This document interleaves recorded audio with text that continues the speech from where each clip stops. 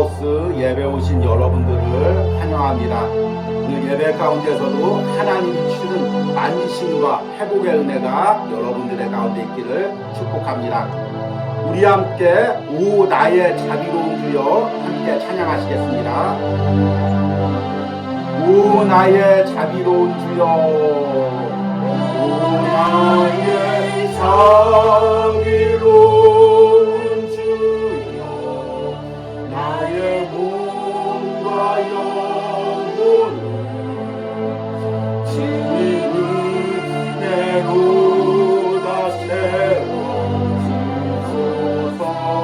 이 세상 괴로운 걱정 근심, 괴로운 걱정들 주여 받아주시고 험한 세상에서 인도하소서.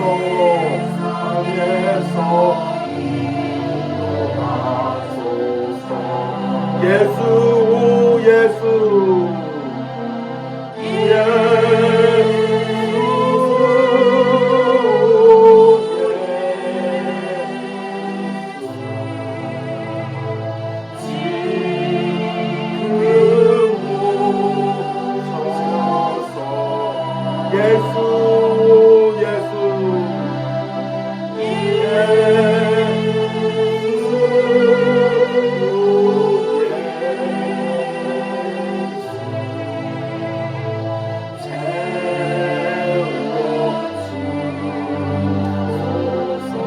모여라 주께 찬양하라. 모여라 주께 찬양하라. 나의 귀한 친구여, 주님 앞에 너 두 손 모으고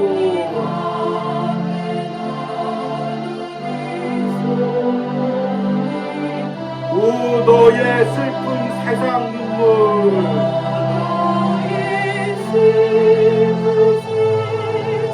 너의 쌓인 아픔을 십자가 앞에 너 모두 버리고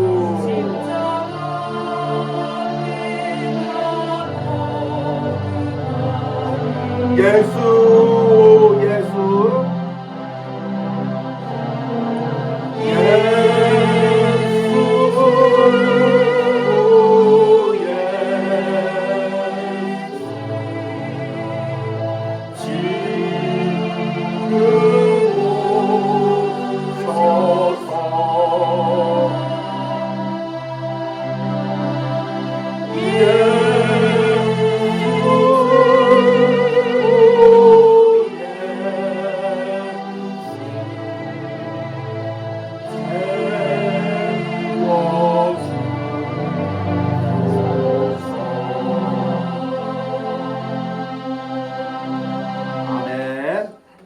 우리 함께 묵도하심으로 주일 온유하우스 예배를 하나님께 드리겠습니다.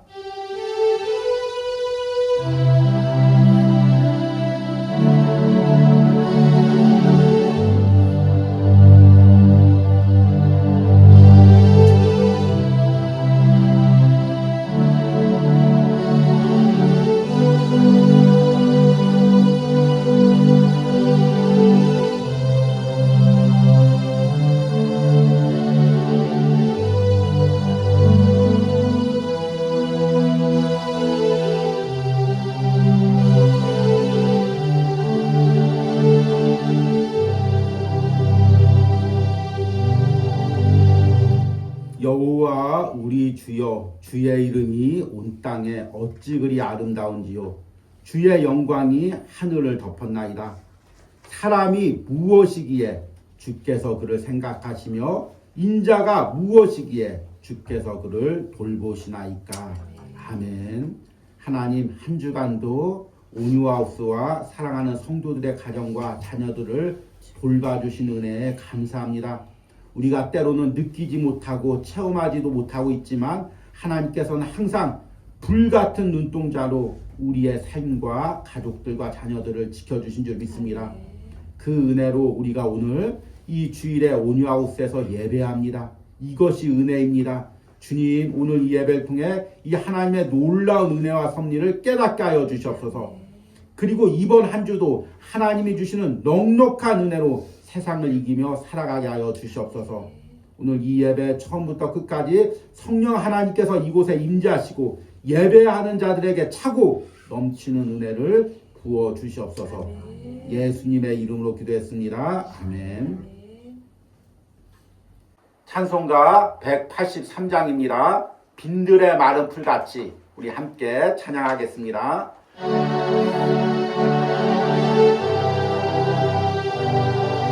빈들의 마른 풀같이 시들은 나의 영혼 주님의 약속한 성령 간절히 기다리네 가물어 메마른 땅에 반비를 내리시는 성령의 강림 새생명 주옵소서 반가운 빗소리 들려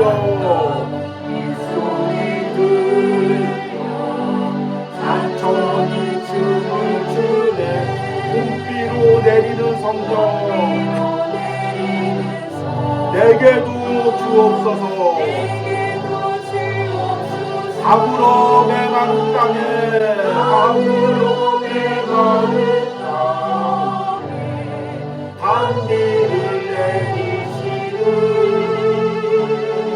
성령의 강림 생명 주옵소서 철 따라 우도를 내려 초목이 무성하니 갈급한 내 심령 위에 성령을 부으소서 가물어 메마른 땅에 가물어 메마른 땅에 반비를 내리시는 성령의 강림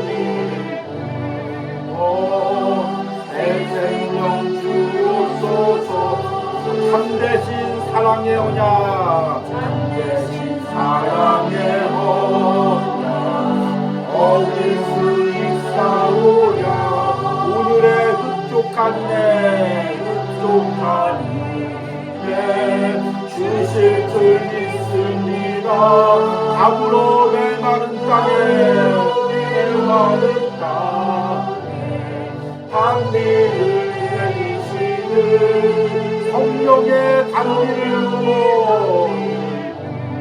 부어 새생명 주옵소서 아멘. 우리 함께 사도신경으로 신앙고백 드리겠습니다. 나는 전능하신 아버지 하나님 천지의 창조주를 믿습니다. 나는 그의 유일하신 아들 우리 주 예수 그리스도를 믿습니다. 그는 성령으로 잉태되어 공정녀 마리에게 나시고 본디오 빌라도에게 고난을 받아 십자가에 못 박혀 죽으시고 장사된 지 사흘 만에 죽은 자 가운데서 다시 살아나셨으며 하늘에 오르시어 전능하신 아버지 하나님 우편에 앉아 계시다가 거기로부터 살아있는 자와 죽은 자를 심판하러 오시니라. 나는 성령을 믿으며 거룩한 공교회와 성도의 교제와 죄를 용서받는 것과 몸의 부활과 영생을 믿습니다. 아멘. 온유하우스 소식을 전하겠습니다. 오늘이 6월 둘째 주입니다. 그리고 우리가 6월부터 시작한 사도행전 묵상이 지난주에 3장까지 마무리되고 4장 이제 토요일날 묵상, 금요일날 묵상을 시작했습니다. 그리고 이번 주는 사도행전 4장과 5장 묵상을 이어가도록 하겠습니다. 우리 이 묵상과 함께 지금 성경 쓰기를 하고 있는데 제가 천천히 나가고 있기 때문에 여러분들이 쓰는데 넉넉하실 것입니다. 그럼에도 불구하고 이제 여러분들이 쓰다 보니까 밀리신 부분이 대부분입니다. 좀 주일날 한번 여러분들이 같이 와서 이제 말씀 듣고 또 이제 식사를 하고 같이 좀 쓰는 시간도 가지시기 바랍니다. 그리고 이번 한 주 묵상에도 여러분들이 매일같이 잘 찾아오시고 또 이 묵상을 위해서도 많이 기도해 주시기 바랍니다. 지금 국내적으로나 국외적으로나 세상도 시끄럽고 나라도 시끄럽고 매일같이 이제 새로운 사건들이 막 터집니다. 그래서 뉴스나 유튜브 같은 데 보면 항상 시끄럽죠. 그러다 보니까 우리가 이 말씀에 집중하지 못합니다. 여러분들이 세상이 시끄러울수록 우리 그리스도인들은 더욱더 말씀에 집중하고 말씀을 붙들고 예수 그리스도만을 바라보는 것입니다. 여러분들이 한 주간 사도행전 묵상을 함께 하면서 이런 은혜를 함께 누리시길 바랍니다. 그리고 이 묵상을 한 주간 이어가는 저를 위해서도 그리고 온유하우스를 위해서도 계속 기도해 주시기 바랍니다. 그러면 오늘 말씀을 전하도록 하겠습니다. 오늘 말씀 본문은 사도행전 4장 5절에서 12절입니다. 제가 읽도록 하겠습니다. 이튿날 관리들과 장로들과 서기관들이 예루살렘에 모였는데 대제사장과 안나스와 가야바와 요한과 알렉산더와 및 대제사장의 문중이 다 참여하여 사도들을 가운데 세우고 묻되 너희가 무슨 권세와 누구의 이름으로 이 일을 행하였느냐. 이에 베드로가 성령이 충만하여 이르되 백성의 관리들과 장로들아 만일 병자에게 행한 착한 일에 대하여 이 사람이 어떻게 구원을 받았느냐고 오늘 우리에게 질문한다면 너희와 모든 이스라엘 백성들은 알라. 너희가 십자가에 못 박고 하나님이 죽은 자 가운데서 살리신 나사렛 예수 그리스도의 이름으로 이 사람이 건강하게 되어 너희 앞에 섰느니라. 이 예수는 너희 건축자들의 버린 돌로서 집 모퉁이의 머릿돌이 되었느니라. 다른 이로서는 구원을 받을 수 없나니 천하 사람 중에 구원을 받을 만한 다른 이름을 우리에게 주신 일이 없음이라 하였더라. 아멘. 여러분들은 세상을 살면서 어떤 일이 닥칠까봐 가장 두렵습니까? 사람들마다 어렸을 때 당했던 아픔들이나 또 무서운 경험들이 있습니다. 그래서 그것이 하나의 그 트라우마가 되어서 또 그 마음 깊숙한 곳에 자리 잡혀서 이런 일이 또 발생하면 어떻게 하지 하는 이런 두려움에 사로잡힐 때가 있습니다. 그런데 이것은 우리가 예배하고 주일을 할 때도 마찬가지입니다. 사탄이 때로는 우리가 가지고 있는 이 두려움을 이용합니다. 너 지금 예배하면 네가 두려워하는 그런 일이 생길 수가 있어. 너 지금 주일을 하면 이런 어려움을 당할 수가 있어. 네가 만약 지금 세상 거 손 놓고 하나님을 붙잡으면 너 이런 것을 손해볼 수가 있어. 계속해서 사탄은 우리에게 두려움을 주어서 예배를 하지 못하게 하고 또 주신 사명을 감당하지 못하게 합니다. 이것은 여기서 말씀을 전하는 저도 매번 겪는 영적 싸움입니다. 제가 목회자가 되기로 결심할 때 가장 두려워했던 것이 하나가 있습니다. 하나님께서 어렸을 때부터 제게 계속 감동을 주셨습니다. 그래서 예배할 때마다 하나님께서 주의 종으로 삼는다는 감동을 주셨습니다. 그런데 저는 세상에서 가장 되기 싫어하는 것이 목회자였습니다. 왜냐하면 어렸을 때부터 개척교회에서 아버지가 목회하면서 어려움을 당하는 것을 보았기 때문입니다. 아버지는 이제 개척하시기 전에 목회를 하시기 전에 사업을 하셨습니다. 그래서 그 동네에서 우리 집이 가장 부자였습니다. 항상 학교 가면 선생님들한테 이쁨 받고 친구들한테 부러움을 받았습니다. 그런데 아버지께서 은혜를 받으시고 제가 초등학교 이제 한 4학년 때, 5학년 때 정도 신학을 하시고 중학교 2학년 때 낯선 도시에 가서 개척을 하셨습니다. 그리고 우리의 삶이 180도로 바뀌었습니다. 아버지와 어머니 그리고 3형제가 3년 가까이를 굶었습니다. 이것은 비유의 말이 아닙니다. 그렇게 굶도록 어려웠다 그게 아니라 진짜로 밥을 굶었습니다. 그런데 그 시대에 아무리 가난해도 밥을 굶는 사람은 없습니다. 하다못해 동사무소 가서 이야기를 하면 쌀이라도 나왔습니다. 그런데 아버지와 어머니는 본인이 목회자고 예수님을 바라본다는 그 마음으로 진짜로 굶었습니다. 그래서 저희 역시 도시락을 싸가지 못했습니다. 당연히 등록금이나 보충 수업료 같은 것은 내지를 못했죠. 그래서 그 당시에는 지금은 이제 드라마 같은 데 보면 참교육해서 이제 선생님들이 되게 어려움을 당하지만 그 당시에는 이제 학교에서 선생님의 체벌이 당연시 되는 분위기였습니다. 그래서 아침에 학교만 가면 매를 맞는 것입니다. 보충 수업료 안 나온 사람 나와 해서 매 맞고, 등록금 안 낸 사람 나와 해서 매 맞고, 이렇게 매 맞고 수업을 시작했습니다. 그러니 아침마다 학교 갈 때마다 마음이 얼마나 무겁겠습니까? 그래서 오늘은 꼭 내가 엄마한테 보충 수업료나 등록금 달라고 이야기해야지, 아빠한테 이야기해야지, 이 마음을 가지고 이제 밤새 자고 아침에 일어납니다. 그런데 또 새벽 예배 드리고 아버지가 강단에서 그 묵묵히 기도하는 모습을 보면은 차마 이 돈을 달라는 이야기를 하지 못합니다. 그리고 그냥 학교에 갔습니다. 그리고 어린 시절부터 이렇게 자라면서 제 안에 강한 결심이 생겼습니다. 세상에 어떤 직업을 가졌더라도 목회자는 되지 말아야지. 목회자는 본인만 어려우면 당하면 되지, 아내와 가족까지 어려움을 시키니까 목회자는 되지 말아야 되겠다. 혹시나 하나님이 내게 뜨거운 사명을 주셔서 목회자가 되게 된다면, 그때부터 어렸을 때부터 생각이 깊었죠. 내 결심대로 안 된다는 걸 어느 정도 느끼고 있었으니까요. 그렇게 해서 목회자가 된다면 결혼을 하지 말아야 되겠다. 왜냐하면 나는 사명을 받아서 목회자가 되는데 나랑 결혼할 아내는 무슨 죄가 있냐? 자녀는 무슨 죄가 있냐? 왜 같이 굶어야 되고 왜 고생해야 되냐? 절대로 목회자가 되지 않아야 되겠다. 이렇게 굳은 결심을 했습니다. 그런데 이게 예배 드릴 때마다, 부흥회를 참석할 때마다 하나님께서 계속 감동을 주시는 것입니다. 내가 너를 주의 종으로 삼았다. 그런데 이제 저는 강하게 기도하는 거죠. 주님, 저는 다른 건 다 돼도 목회자는 못 되겠습니다. 내가 그 아버지처럼 그 고통을 당하고 나로 인해서 가족들이 고통당하는 모습을 보면 나는 내 의지로 견딜 수가 없을 것 같습니다. 그리고 계속해서 거부를 했습니다.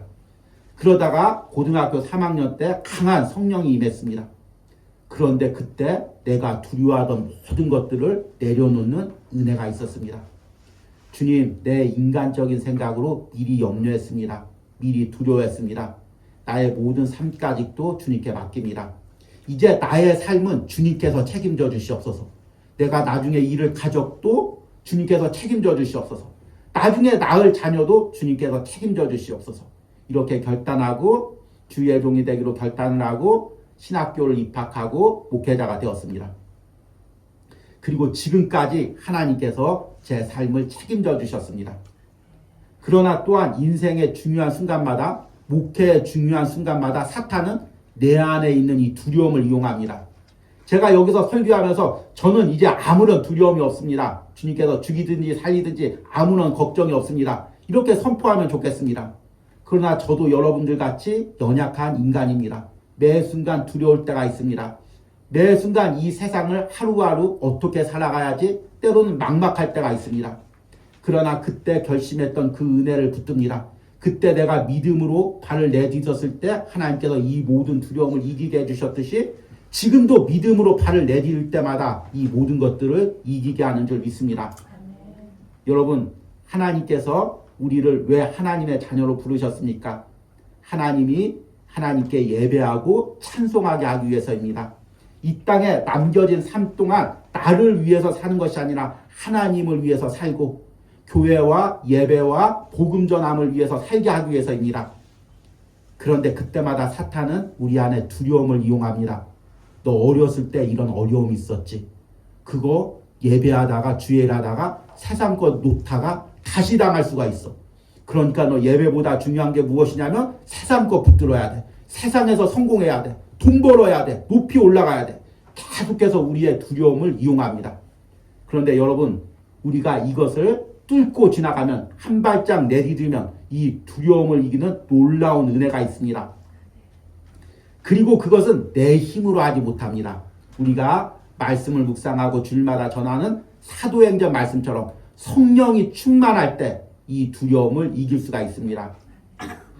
오늘 말씀을 통해서 성령이 충만할 때 우리가 내 안의 두려움을 어떻게 이기고 세상이 주는 두려움을 어떻게 이길지를 말씀으로 깨달으시기 바랍니다.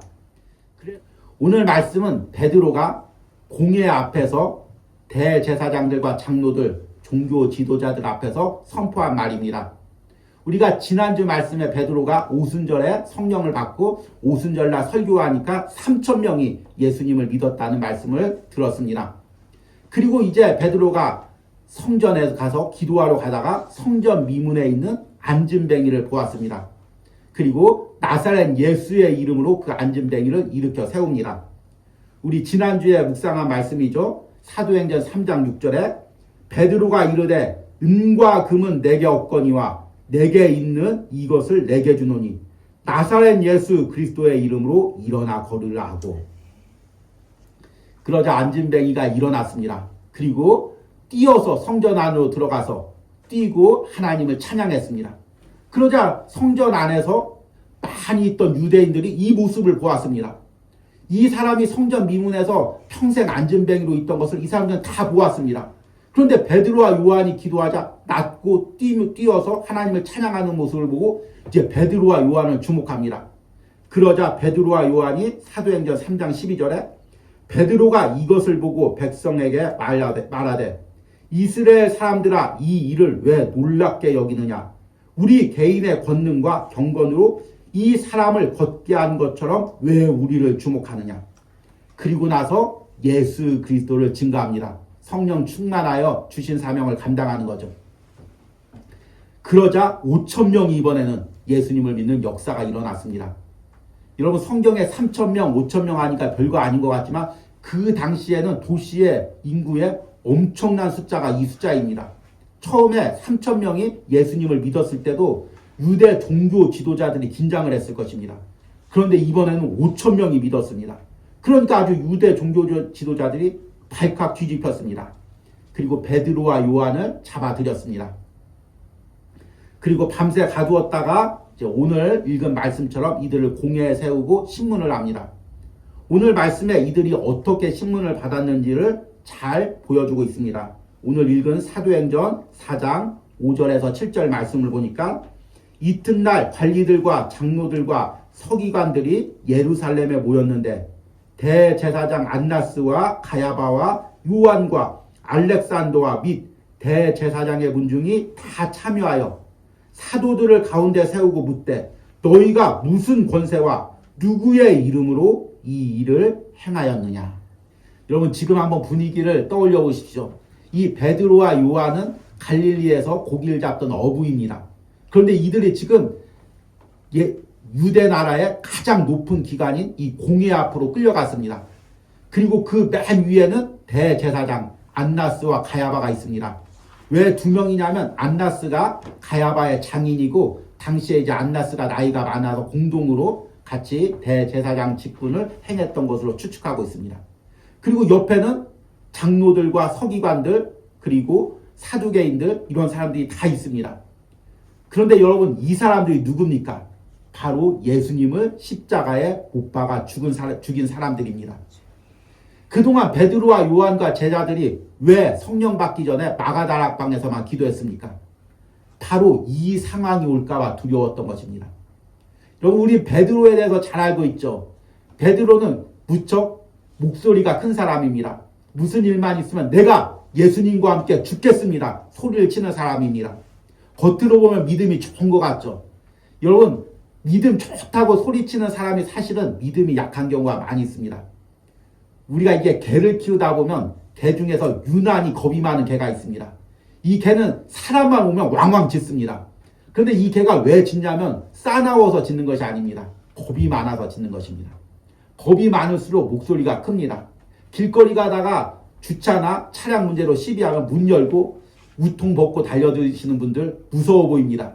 그런데 이분들 사실 안에는 텅텅 비어 있습니다. 조금만 자기보다 더 강한 사람 나오면 금방 꼬리를 내립니다. 그런데 신앙 안에서도 이런 경우가 많이 있습니다. 나는 믿음으로 살고 또 믿음이 없는 사람 보고 왜 이렇게 믿음이 없어 이야기하는데 막상 조그만 일만 닥치면 두려워하는 사람이 있습니다. 베드로가 그런 사람이었죠. 그래서 예수님이 잡히실 때 제일 먼저 도망갔습니다. 그리고 예수님이 잡히실 때 다시금 와서 대제사장 가야바의 문 앞까지 요한과 함께 왔습니다. 그리고 요한은 들어가고 베드로는 그 대제사장, 오늘 그 가야바의 집 밖에서 기다리고 있습니다. 그런데 사람들이 묻습니다. 너 예수님의 제자 아니야? 그러니까 예수님의 제자 아니라고 부인합니다. 세 번째는 계집종이 물었는데 그에 대해서 예수님을 저주하고 부인을 합니다. 얼마나 겁이 많습니까? 그렇게 예수님을 부인하고 도망갔던 사람이 베드로입니다. 그 도망갔던 장소가 바로 가야바의 집 문 앞이었습니다. 그런데 지금 이 가야바를 직접 베드로가 대면해서 본 것입니다. 얼마나 두렵고 떨렸을까요? 그리고 나서 이들이 7절에 강하게 묻습니다. 너희가 무슨 권세와 누구의 이름으로 이 일을 행하였느냐? 여러분들이 이 상황이면 어떻게 대응할까요? 아마 저 같으면 끌려갔을 때 밤새도록 잠을 못 잤을 것 같습니다. 내가 이 일이 두려워서 주의 종 안 된다고 했는데, 이 일이 두려워서 내가 복음 안 전한다고 했는데, 사명 안 감당한다고 했는데, 성령님께서 나를 이끌어서 이 일을 감당하게 하고 이렇게 감옥에 가두게 하니 이게 어찌 될 일입니까? 주님 왜 나를 이런 상황으로 몰아붙였습니까? 이렇게 원망했겠죠. 그리고 나서 이 공회 앞에 끌려가서 대제사장이 이렇게 물을 때 얼마나 준육이 들어있겠습니까? 그런데 오늘 베드로의 모습은 우리가 알던 그 베드로의 모습이 아닙니다. 오늘 8절에 이에 베드로가 성령 충만하여 이르되 백성의 관리들과 장로들아, 만일 병자에게 행한 착한 일에 대하여 이 사람이 어떻게 구원을 받았느냐고 오늘 우리에게 질문한다면 너희와 모든 이스라엘 백성들은 알라. 너희가 십자가에 못 박고 하나님이 죽은 자 가운데서 살리신 나사렛 예수 그리스도의 이름으로 이 사람이 건강하게 되어 너희 앞에 섰느니라. 여러분, 이것이 바로 성령 충만한 베드로의 모습입니다. 그 전에는 그 가야바의 문 앞에 들어가지도 못하고 그 입구에서 예수님을 부인하고 저주하고 도망갔던 그 베드로가 지금 가야바를 대면하고 나서 담대하게 예수 그리스도의 이름을 증거합니다. 어떻게 이것이 가능합니까? 오늘 8절 말씀해 보니까 이에 베드로가 성령 충만하여. 성령 충만하라는 것이 어떤 의미일까요? 성령께서 우리 안에 부어진다는 의미입니다. 근데 충만하다는 의미는 차고 넘친다는 의미입니다. 그냥 성령이 내가 필요한 만큼 이만큼 부어지는 것이 아니라 차고 넘치는 것입니다. 나의 생각과 나의 마음과 나의 감정을 압도하는 것입니다. 무언가 강렬한 것에 나를 사로잡히게 하는 것입니다. 바로 베드로 안에 이런 성령 충만이 있기에 이 두려움을 이겼습니다. 결국에 여기에 답이 있습니다. 우리가 내 안에 있는 두려움, 세상이 주는 두려움을 이기려면 성령님께서 내 마음을 감동시켜 주셔야 됩니다. 내 두려움을 이기게 해주셔야 됩니다. 내 생각과 의지로 안 됩니다. 성령이 주시는 강한 은혜가 있어야 됩니다. 여러분들에게 이런 성령 충만의 은혜가 있길 바랍니다. 그러면 성령 받은 후에 베드로의 행동이 어떻게 변했는지에 대해서 말씀을 통해 보도록 하겠습니다. 첫 번째는 예수님의 이름을 부끄러워하지 않았습니다. 오늘 말씀에 베드로가 담대하게 예수 그리스도의 이름을 증거합니다. 우리 같으면 겁나서 어떻게 하다 보니까 이 사람이 일어났습니다. 제가 안 그랬습니다. 피할 것 같은데 이 베드로는 예수 그리스도의 이름으로 일으켰다고 담대하게 이야기를 합니다. 여러분, 우리가 성령 충만하면 제일 먼저 나타나는 증상이 무엇이냐면 예수 그리스도를 증거하게 됩니다. 우리는 이제 성령에 대해서 여러 가지 이야기가 있죠. 성령 받으면 병고침도 받고 성령 받으면 또 여러 가지 은사도 일어나고 또 기적도 일으킨다고 생각합니다. 물론 맞습니다. 그런데 성령이 제일 먼저 하는 것이 무엇이냐면, 가장 중요하게 하는 것이 무엇이냐면 성령께서는 내 안에 예수 그리스도를 살게 하는 것입니다. 성령이 하시는 가장 주된 일은 무엇이냐면 내 안에서 예수 그리스도와 인격적인 만남을 가지게 하는 것입니다. 성령은 내 마음을 열어주시고 내 안에 예수 그리스도를 임재하게 하시고 그 예수 그리스도를 알게 하시는 것입니다. 그래서 제가 제임스 패커의 이 책을 보면은 성령을 어떻게 비유하냐면 투강 조명에 비유합니다. 여러분, 야외에 가면은 멋진 조각상이나 아니면 장식물이 있으면 그것을 비추기 위해서 조명을 설치합니다. 그런데 조명이 화려하면 사람들이 조명을 보지 그 장식물을 보지 않습니다. 그래서 이 조명을 잔디밭이나 어떤 그 물건 뒤에 숨깁니다. 조명은 보이지 않는데 빛은 비칩니다. 그리고 그 빛이 어떤 대상을 비치냐면 그 주목하는 조각물이나 동상을 비춥니다. 이것이 투광조명이죠. 성령이 하시는 일이 이와 같습니다. 성령이 내 안에 역사하면 예수님이 누구신지를 알게 되는 것입니다. 그동안은 예수님이 역사상 한 인물이었구나, 아니면 누가 지어낸 사람이었구나 이렇게 아는데, 성령이 임하면 예수님이 하나님의 아들인 걸 알게 됩니다. 그리고 그분이 지금도 내 안에서 살아서 나와 함께 동행하고 있음을 알게 됩니다. 내가 혼자 있다고 외롭다고 생각하는 그 순간에 예수님이 나와 함께 있음을 알게 됩니다. 내가 두려워서 혼자 가지 못한다고 생각하는 그 순간에 예수님이 나와 함께 싸우시고 이기심을 알게 하는 것입니다. 예수님께서 내 인생을 인도하고 책임져 주심을 성령을 통해서 알게 하는 것입니다. 그리고 그 예수님을 말하기에 부끄럽지가 않습니다. 부끄럽지 않다는 말은 또 다른 의미로 의미하면 자랑한다는 의미입니다. 내 안에 예수 그리스도를 자랑하게 되는 것입니다. 내가 예수 그리스도로 살았고, 예수님이 내 인생을 책임져 주셨고, 예수님이 내 인생을 위로하셨고, 내 영혼을 구원해 주셨고, 여러분들의 인생도, 여러분들의 삶도 예수님께서 책임져 주시고 구원해 주신다고 담대하게 선포하게 하는 것입니다.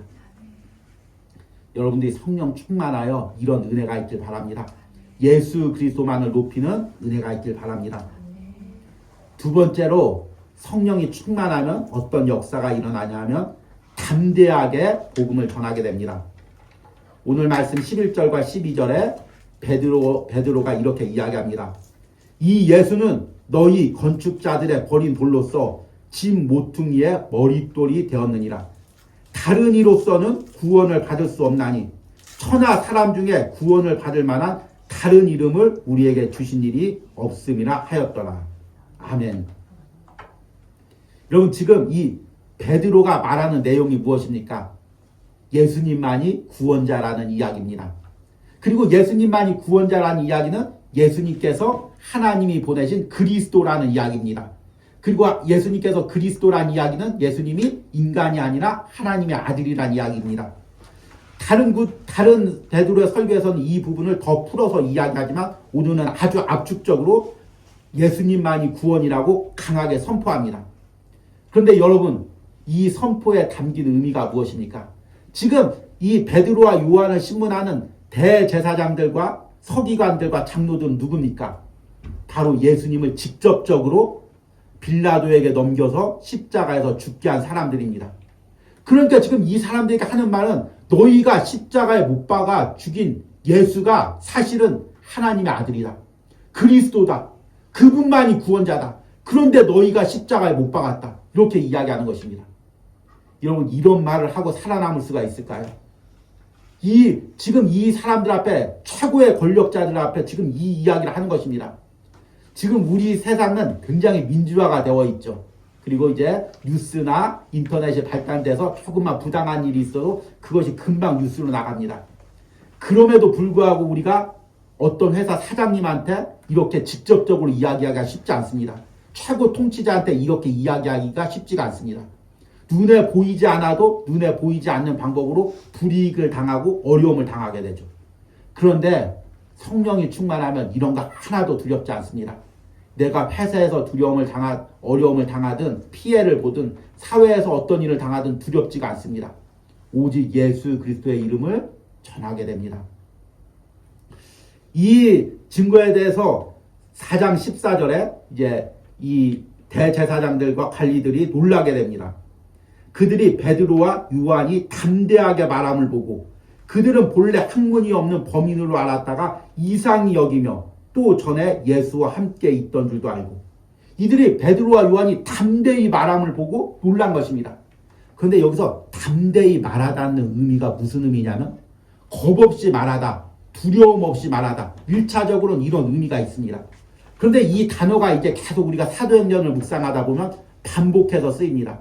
이 담대히 말하다는 것은 단순히 사람을 두려워하지 않고 상황을 두려워하지 않고 말한다는 것이 아닙니다.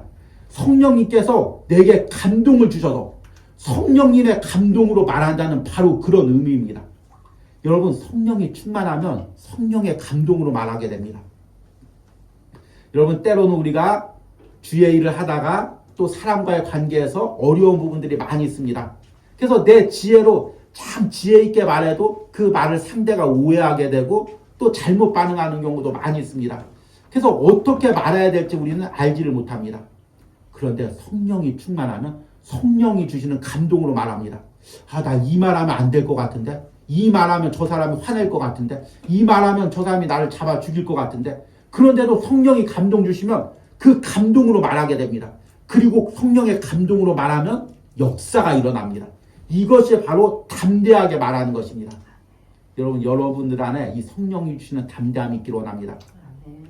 그래서 사람 보고 말하지 않고 사람의 비유를 맞추려고 말하지 말고 또 내 생각으로 말하지 말고 이 성령이 주시는 감동으로 담대하게 예수 그리스도를 증거하는 은혜가 있길 바랍니다.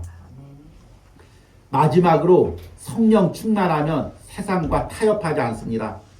이제 내일 사도행전 묵상의 본문이 사도행전 4장 13절과 20절입니다.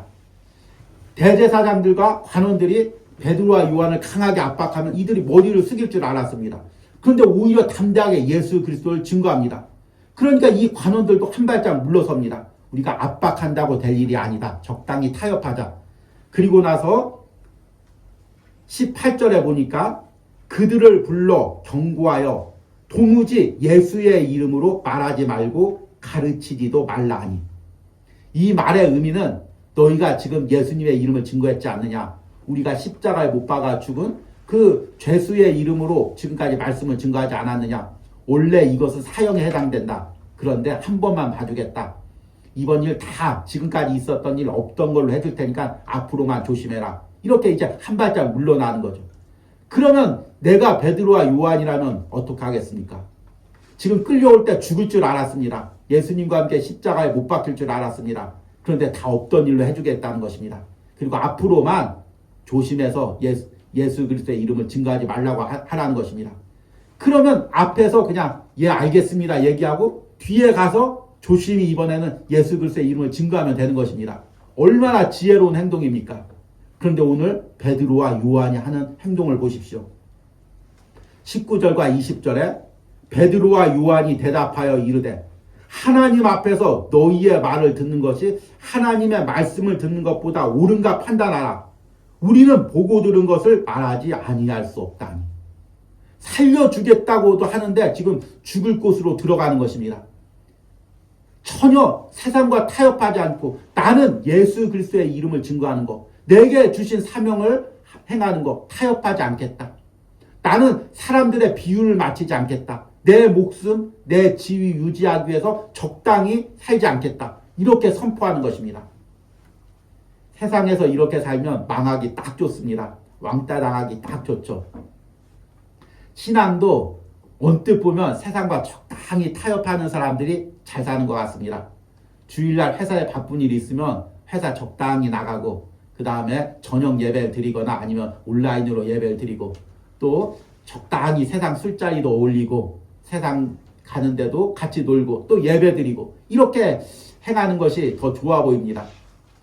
그러나 여러분, 우리가 신앙을 지키면서 하나님이 내 안에 주는 선이 있어야 됩니다. 나는 이것은 목숨을 걸고라도 지켜야 되겠다. 이런 선이 우리 신앙 안에 있어야 됩니다. 그리고 이것이 무너지면 내 신앙이 무너지게 되는 것입니다. 지금 베드로와 요한은 성령 충만해서 사명을 받았습니다. 아, 내가 이 사명은 이제부터 목숨을 걸고 지켜야 되겠다. 이런 마음을 가진 것입니다. 그리고 절대로 이 부분에서는 타협하지 말아야 되겠다. 이렇게 선포한 것입니다. 그리고 그런 마음으로 베드로와 요한은 앞으로 살아가고 있는 것입니다. 여러분들에게 묻겠습니다. 여러분, 나는 세상과 타협하지 않는 신앙의 선이 있습니까?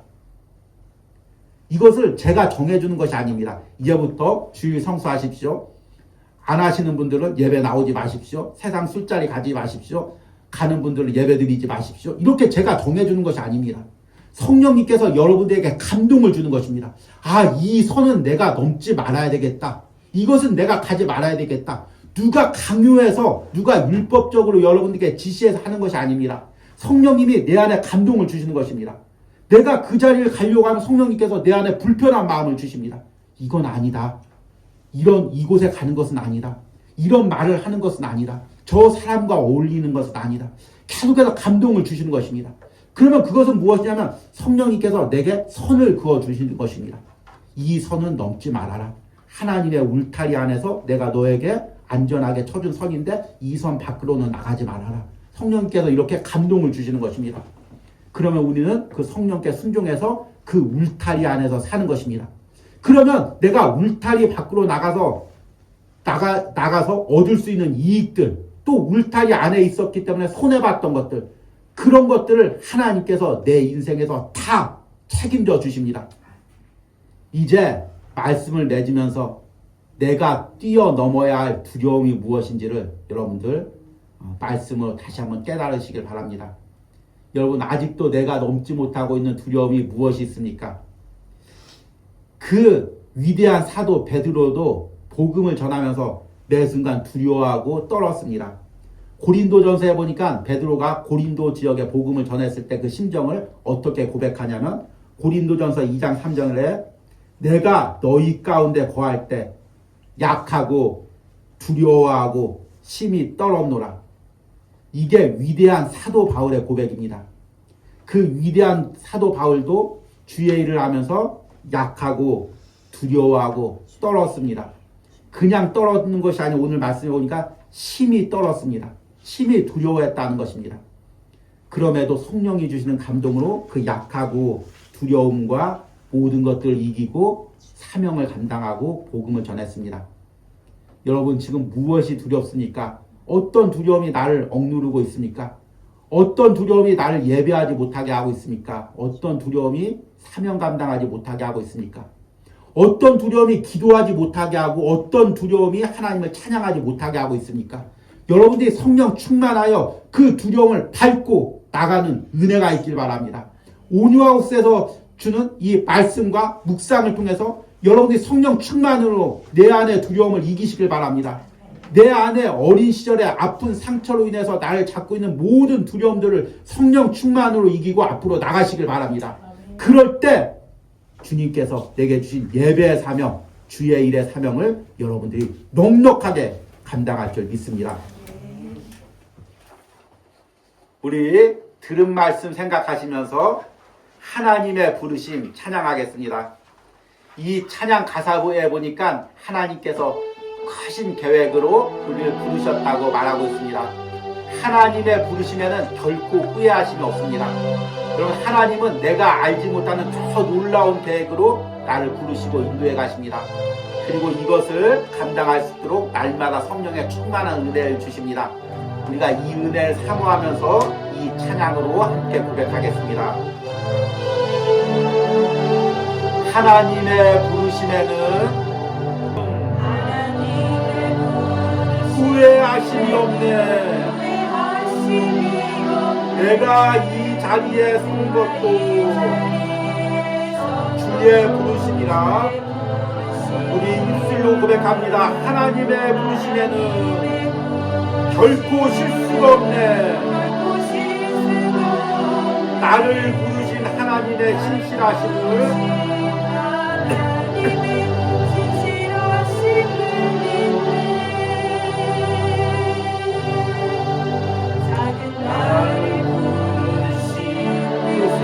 나는 알 수 없지만 오직 감사와 순종으로 주의 길을 가리라.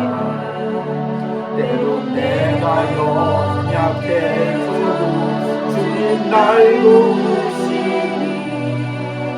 주의 놀라운 그 계획은 나는 믿으며 살리. 날 부르신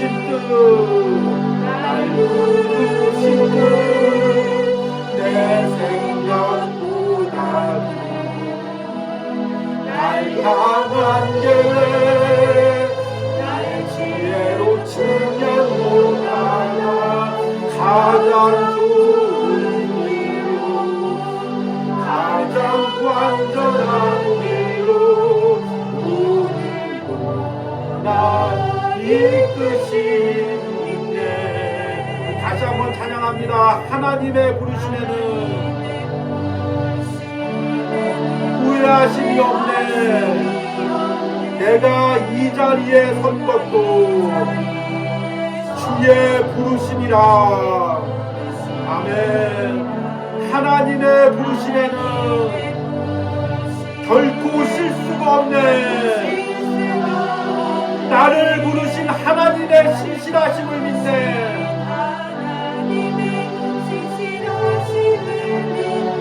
작은 나를 부르신 뜻을 작은 나를 부르신 뜻을 나는 알 수 없지만 오직 감사와 순종으로 주의 길을 가리.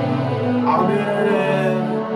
내가 연약해져도 주님 날 도우시니 주님 놀라운 그 계획을 나는 믿으며 살리.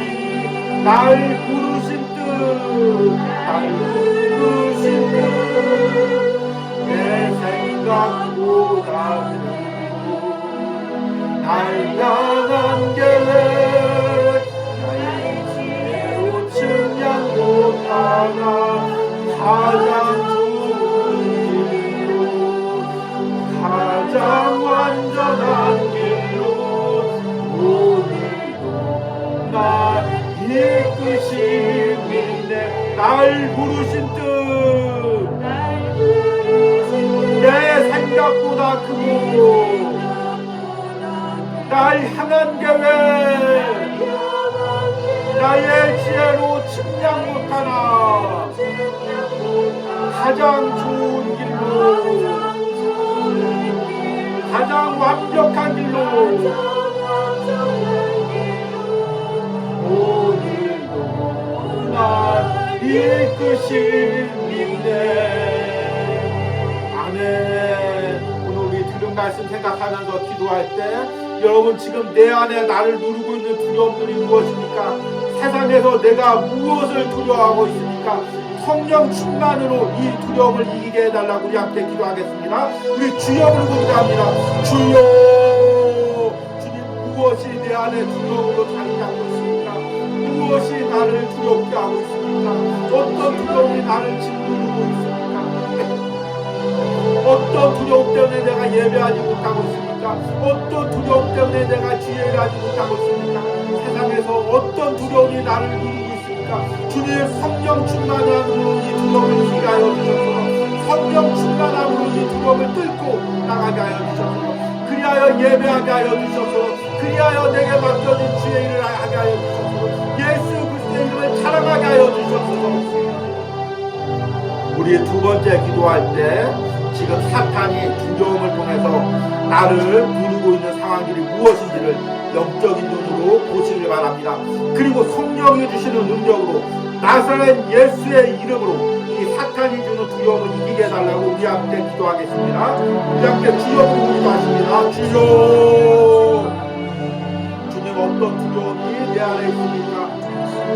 주여, 내 안에서 사탄이 두려워지는 두려움을 주여 예수 그리스도의 이름으로 이기게 하여 주셔서 나사렛 예수 그리스도의 이름으로 명하노니 내 안에 두려움을 가져주는 모든 사탄의 권세가 떠나갈지어다. 주님 세상을 두려워하고 사람을 두려워하고 병사를 두려워하게 하는 모든 것이나 나사렛 예수의 이름으로 떠나갈지어다. 주님이 주시는 담대함이 내게 있게 하여 주셨소서. 베드로와 요한에게 주셨던 그 담대함이 내게 있게 하여 주셨소서. 나사렛 예수의 이름을 주게 했던 그 담대함이 내게도 있게 하여 주셨소서.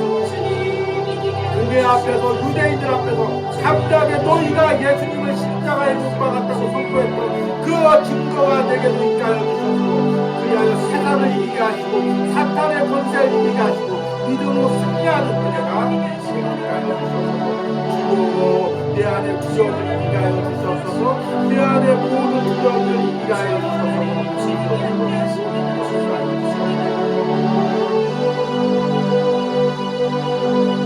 주여 이 모든 두려움을 이기고 승리하는 은혜가 있게 하여 주셔서 사랑하는 성도들이 이 모든 두려움을 이기고 승리하게 하여 주셔서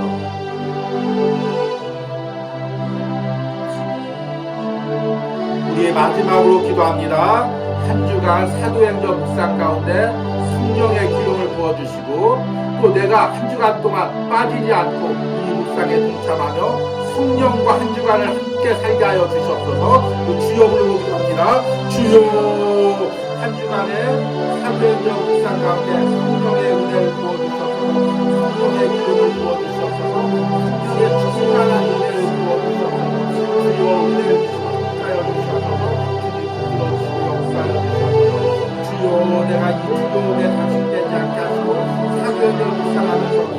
시간마다 말씀으로 이것들을 듣게 하여 주셔서 말씀으로 승리하게 하여 주셔서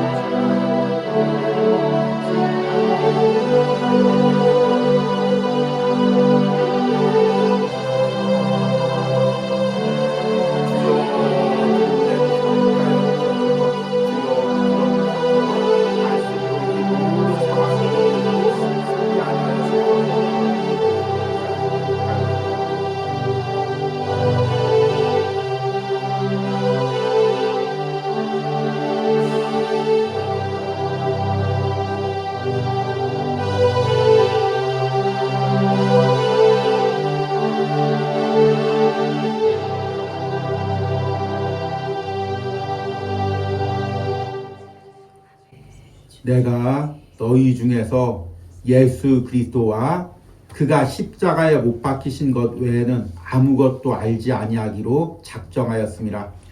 내가 너희 가운데 거할 때 약하고 두려워하고 심히 떨었노라. 주님, 오늘 사도 바울의 고백처럼 주님, 우리는 약하고 두려워하고 심히 떨립니다.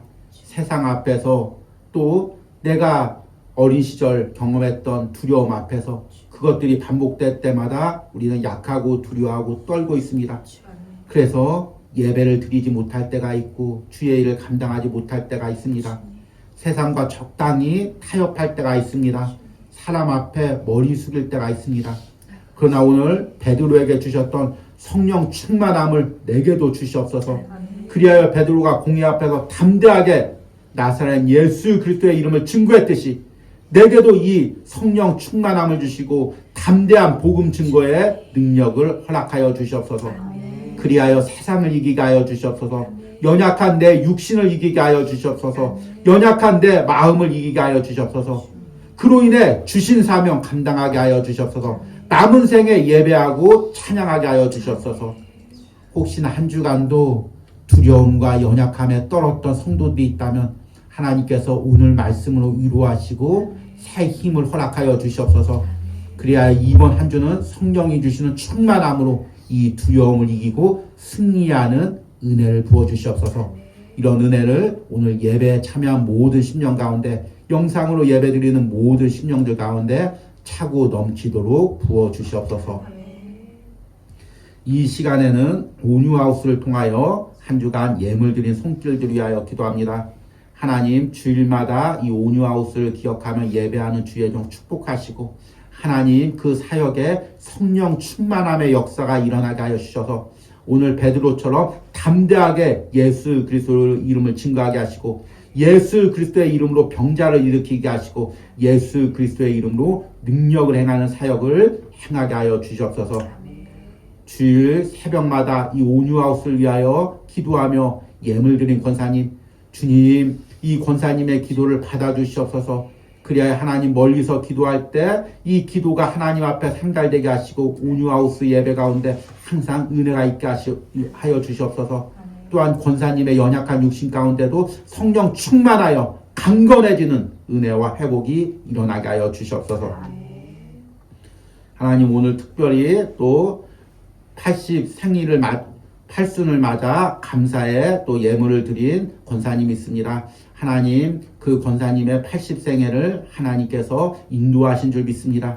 그리고 앞으로 남은 생애도 인도하실 줄 믿습니다. 항상 우리 권사님과 함께 하시고 그 마음을 붙들어 주시고 흔들리지 않는 믿음으로 걸어갈 수 있도록 함께 하여 주시옵소서.